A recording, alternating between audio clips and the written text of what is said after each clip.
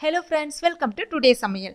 Today's Samayal இன்னைக்கு நம்ம முஸ்லிம் நண்பர்கள் வீட்ல செய்யக்கூடிய பிரியாணி மசாலா பவுடர் எப்படி நம்ம வீட்ல ரொம்ப ஈஸியா ரொம்ப சிம்பிளா ரெடி பண்ணலாம்னு தான் பார்க்க போறோம். இந்த பிரியாணி மசாலா பவுடரை பயன்படுத்தி தான் அவங்க வீட்ல நல்ல சுவையாவும் மணமாவும் பிரியாணி செய்றாங்க. அந்த சீக்ரெட்டை தான் இன்னைக்கு நம்ம பார்க்க போறோம். இந்த மசாலா பவுடர் நீங்கள் பிரியாணிக்கு மட்டும் இல்லைங்க, இன்னும் சில வகை உணவுகளுக்கும் நீங்கள் தாராளமாக பயன்படுத்திக்கலாம். அதனுடைய அளவுகள் என்ன, அது எந்தெந்த உணவுகளுக்கு பயன்படுத்தலான்றதை இந்த வீடியோட கடைசியில் பார்க்கலாம். சில பேர் பிரியாணி மசாலா பவுடர் ரெடி பண்ணுறதுக்கு இருக்கிற எல்லா மசாலா பொருட்களையுமே பயன்படுத்தி அரைச்சி வச்சுப்பாங்க. கடைகள்லையும் கிட்டத்தட்ட அப்படி தான் நமக்கு கிடைக்குது. அது நம்ம பயன்படுத்தும் போது அந்த பிரியாணியே அதனுடைய மனமே மாறிடும். அதாவது ஓவர் ஃப்ளேவர் மசாலா பொருட்கள் கொடுக்கும்போது பார்த்திங்கன்னா அந்த பிரியாணியோடைய மனம் சுத்தமாக மாறிடும். அது மட்டும் இல்லாமல் அதனுடைய சுவையும் பார்த்திங்கன்னா டோட்டலாக மாறிடும். சில டைமில் அதிகமான மசாலா பொருட்கள் சேர்க்கும் போது ஓரளவுக்கு, அதாவது ஒரு மைல்டான கசப்புத்தன்மை கூட நமக்கு தெரிய ஆரம்பிக்கும். அப்படிலாம் இல்லாமல் நம்ம இன்றைக்கி மூணு பொருளை வச்சு தான் பிரியாணி மசாலா ரெடி பண்ண போகிறோம். அதற்கு நான் இன்றைக்கி கரெக்டான அளவுகள் சொல்கிறேன். அந்த அளவுகளை மட்டுமே பயன்படுத்தினா மட்டும்தான் உங்களுக்கு அந்த பிரியாணி மசாலா கரெக்டாக இருக்கும். இதனுடைய அளவுகளை நீங்கள் கூட்டவோ குறைக்கவோ செய்யக்கூடாது. பார்த்தீங்கன்னா நான் இன்றைக்கி 50 கிராம் அளவுக்கு பட்டை எடுத்திருக்கேன். இந்த பட்டை நான் சுருள் பட்டை எடுத்திருக்கேன். சுருள் பட்டை நல்ல உங்களுக்கு ஒரு நல்ல மனம் கொடுக்கும். அதுக்கு அடுத்ததாக 25 கிராம் அளவுக்கு கிராம்பு, அப்புறம் 25 கிராம் அளவுக்கு ஏலக்காய். இதுதான் கரெக்டான அளவுகள். இதுக்கு நீங்கள் குறைச்சி செய்யணும் அப்படின்னு விருப்பப்பட்டீங்க அப்படின்னா, அதாவது கிராம்பும் ஏலக்காவும் சம அளவு எடுக்கணும். அதாவது இது 10 கிராம் எடுக்கிறீங்கன்னா இது 10 கிராம் எடுக்கிறீங்க, கிராம்பு 10 கிராம் ஏலக்காய் 10 கிராம் எடுக்கிறீங்கன்னா அதனுடைய கூட்டல் கணக்கில் 20 கிராம் உங்களுக்கு அந்த பட்டை அளவுகள் வரணும். இதுதான் கரெக்டான அளவுகள். ஸோ இந்த அளவுகள் மாறாமல் நீங்கள் இதை எடுத்து வச்சுக்கணும். இப்போ இந்த பொருளை வெயிலில் காய வைக்கணும். வெயிலில் அட்லீஸ்ட் ஒரு 3-4 மணி நேரம் நல்லா சருகாக காய வச்சுக்கணும். அந்த சூடு இருக்கணும். மெயினாக அந்த காஞ்சி நல்ல அந்த சூடு அதில் ஏறி இருக்கணும். இதுதான் கரெக்டான பதம்.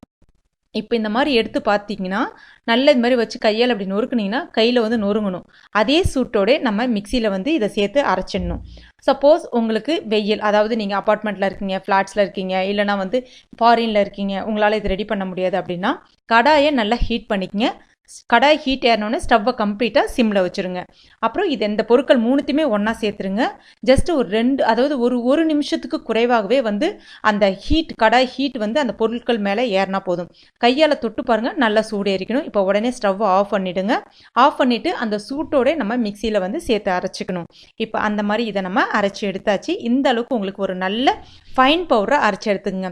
கிட்டத்தட்ட பார்த்தீங்கன்னா ஏலக்காவோட அந்த சின்ன சின்ன துகள்கள் லைட்டாக இருக்கும். அது ஒன்றும் பிரச்சனை கிடையாது. இப்போ நம்முடைய பிரியாணி மசாலா ரொம்ப குயிக்காக ரொம்ப ஈஸியாக ரெடி ஆயிடுச்சு. இது தாங்க அவங்களுடைய சிம்பிளான சீக்ரெட். இதை பயன்படுத்தி தான் அவங்க அந்த அளவுக்கு சுவையாக செய்கிறாங்க. நம்ம என்ன பண்ணணும்னா அதிகமான மசாலா பொருட்களை பயன்படுத்தி அந்த பிரியாணியை வீணாக்கிடுறோம்னு சொல்லிடலாம்.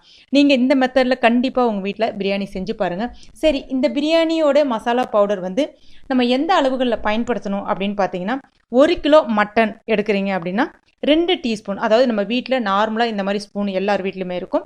இந்த ஸ்பூனால் 2 டீஸ்பூன் அளவுக்கு நீங்கள் பயன்படுத்திக்கிங்க. இதுவே சிக்கன், 1 கிலோ சிக்கனுக்கு செய்ய போகிறீங்க அப்படின்னா, அதாவது 1 கிலோ ரைஸ் 1 கிலோ சிக்கன் செய்வோம் இல்லையா, அந்த 1 கிலோவுக்காக நீங்கள் 1 டீஸ்பூன் அளவுக்கு போட்டுக்கிட்டால் போதும். இதுவே வெஜ் பிரியாணி அந்த மாதிரி செய்கிறீங்கன்னா 1/2 டீஸ்பூன் போதும். அதாவது புலாவ், வெஜ் பிரியாணி இது மாதிரிலாம் செய்யறதுக்கு கூட நீங்கள் இதை பயன்படுத்திக்கலாம். குருமா வகைகள் கூட நீங்கள் ஒரு 1/2 டீஸ்பூன் அளவுக்கு கடைசியாக சேர்த்திங்கன்னா நல்ல உங்களுக்கு ஒரு ஃப்ளேவர் கிடைக்கும். அப்புறம் மட்டன் சுக்கா இதுக்கு எல்லாத்துக்குமே ஒரு 1/4 டீஸ்பூன் அளவுக்கு சேர்த்திங்கன்னா இன்னும் நல்ல உங்களுக்கு ஒரு ஃப்ளேவர் கிடைக்கும். எப்படியும் அரைக்கும் போது அந்த மிக்சியோட ஹீட் இருக்கும். அதனால இந்த பவுடரை நல்லா ஆற வச்சுட்டு அதுக்கப்புறம் ஒரு கண்ணாடி பாட்டிலையோ இல்லைனா ஒரு சில்வர் ஏர்டைட் கண்டெய்னர்லையோ நீங்கள் ஸ்டோர் பண்ணிக்கலாம். வெளியில் வச்சு பயன்படுத்துகிற மாதிரினா 1 மாதம் வரைக்கும் இந்த பவுடர் உங்களுக்கு கெட்டு போகாமல் நல்ல மனத்தோடு இருக்கும். இதே நீங்கள் ஃப்ரிட்ஜில் வச்சு பயன்படுத்துறீங்கன்னா உங்களுக்கு 4 மாதம் வரைக்கும் இந்த பவுடர் கெட்டு போகாது. என்ன ஃப்ரெண்ட்ஸ், கட்டாயம் நீங்களும் இந்த மெத்தடில் உங்கள் வீட்டில் பிரியாணி மசாலா ரெடி பண்ணி பிரியாணி ட்ரை பண்ணி பாருங்கள். ரொம்ப அருமையாக ரொம்ப சுவையாக வரும். நீங்களும் கட்டாயம் ட்ரை பண்ணி பார்த்துட்டு மறக்காமல் இந்த வீடியோக்கு கீழே இருக்கக்கூடிய கமெண்ட் பாக்ஸில் உங்களுடைய ஃபீட்பேக்கை பதிவு பண்ணுங்கள். இந்த வீடியோ பிடிச்சிருந்துச்சுன்னா லைக் பண்ணுங்கள், ஷேர் பண்ணுங்கள். மேலும் இது போன்ற டேஸ்டி ரெசிபிகளுக்கு டுடே சமையலை மறக்காமல் சப்ஸ்கிரைப் பண்ணுங்கள். தேங்க்யூ.